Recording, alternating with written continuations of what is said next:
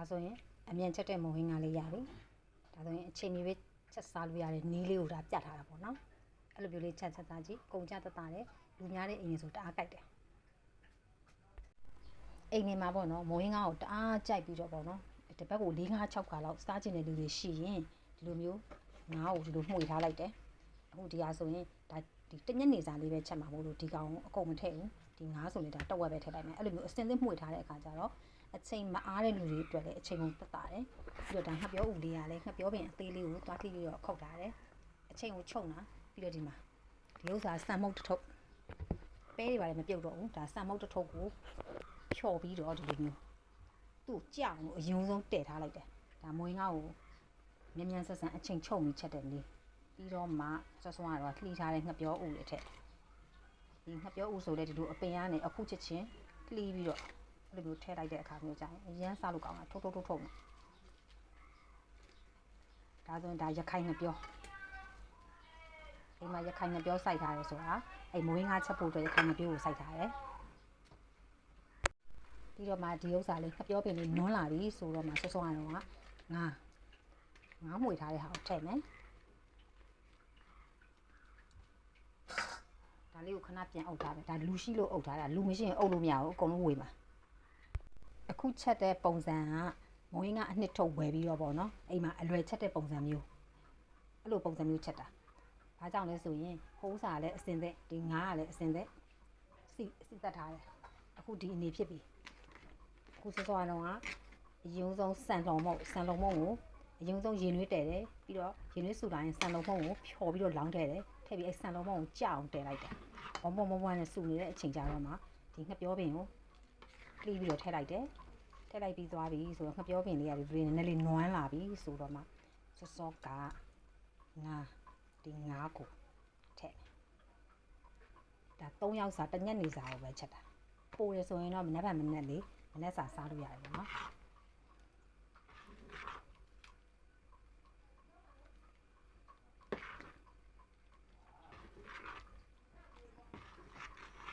ဒီငါးလေးတွေပွာလာပြီးကြေတဲ့အထိပေါ့နော်အဲ့လိုမျိုးလေးမှုလိုက်မယ်ဒါဆိုရင်ငါးတုံးကြီးကမပွာသေးဘူးအဲ့တော့မွေးငါးကအရန်လဲကြိုက်တယ်ပေါ့နော်အိမ်မှာလဲလူတွေကများတယ်ဆိုရင်တပွဲကိုလေဈေးတွေကနည်းနည်းဈေးပေါ်တဲ့မွေးငါးတောင်အလွတ်ကိုတပွဲ1800ဖြစ်နေပြီအကျော်နဲ့ဆို2000ကျော်နေပြီအဲ့ဒါမျိုးဆိုရင်လူများတဲ့အိမ်ဆိုရင်တိတ်မကြိုက်တော့ဘူးလေမကြိုက်တော့ဘူးဆိုရင်ဒါမျိုးလေးတွေလှုပ်ထားတယ်ဆိုရင်အရန်အဆင်ပြေတယ်ကိုယ့်အိမ်မှာကျတော့လူနဲတယ်ဒါပေမဲ့မွေးငါတအားကိုကြိုက်တဲ့အတွက်ကြောင့်မို့လို့အဲ့လိုမျိုးအဆင်သင့်နေလှုပ်ထားရတာတစ်ပတ်ကိုအနည်းဆုံးမွေးငါကတော့အရင်တုန်းကဆိုရင်2ခါ3ခါတော့အဲ့လိုမျိုးချက်ဖြစ်တယ်အခုနောက်ပိုင်းမအားလို့တိတ်မချက်ဖြစ်တော့တာဒါဆိုရင်ဒါဆော့ဆော့ကဒီဟာတွေလုံနေတဲ့အချိန်မှာမှဒါတွေကိုအခွန်ခွာတာခွန်ခွာပြီးတော့ဒါတွေကိုထည့်လိုက်မယ်ခုဒီမှာဒါဆိုရင်သေချာတော့မဆူသေးဘူးဆော့ဆော့ငါးထည့်လိုက်တဲ့အချိန်မှာဟင်းရည်လေးတွေပြစ်ပြီးတော့အနံလေးတောင်မပွက်သေးတာတော့အနံမှုေးလာတယ်ဒါဆိုရင်ဒါမုတ်ဖက်က1000မိုးဝယ်လာတာဒါမုတ်ဖက်1000မိုးထောင်ဖို့အလောက်ရတယ်ပြီးတော့ညှက်ခောက်ဆွဲကြိုက်တဲ့လူအတွက်ဒါညှက်ခောက်ဆွဲရလောက်ဖို့လေ900ဘူးညှက်ခောက်ဆွဲ900ဘူးဝယ်လာတယ်ဒ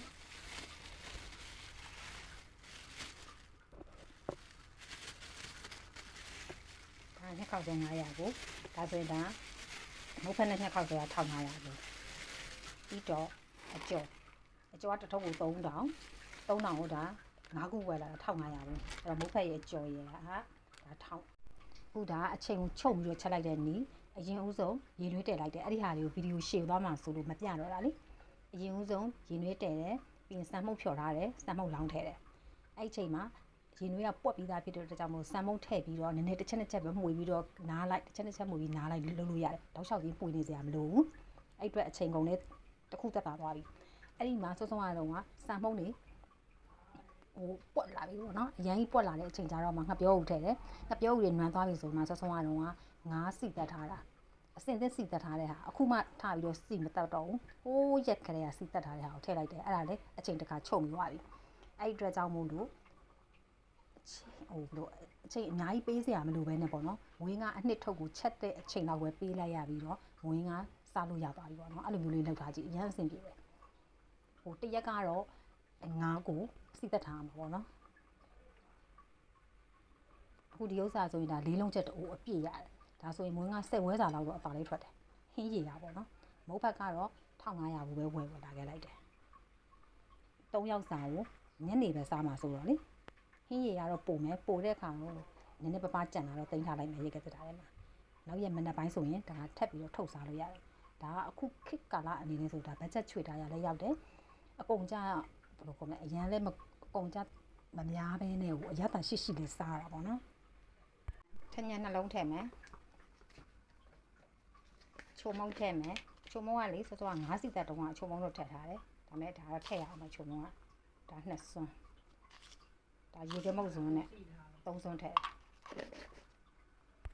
စားလို့စားထည့်မယ်ဘဲဥမရှိလို့ကြက်ဥထည့်ပြီဒါကကိုအချိန်မရွေးလေတာပြီးချက်စားလို့ရတဲ့နည်းဆိုတော့ဘဲဥတွေပါမရှိဘူးရှိတဲ့ကြက်ဥထည့်ရဒီမှာတော့မွေးငါချစ်သူလေး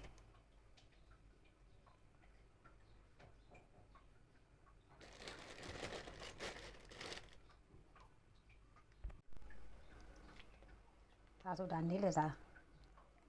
နေ့လည်ကြက်သွားတော့နေ့လည်မှာစားတယ်ညနေကျရင်လည်းစားမယ်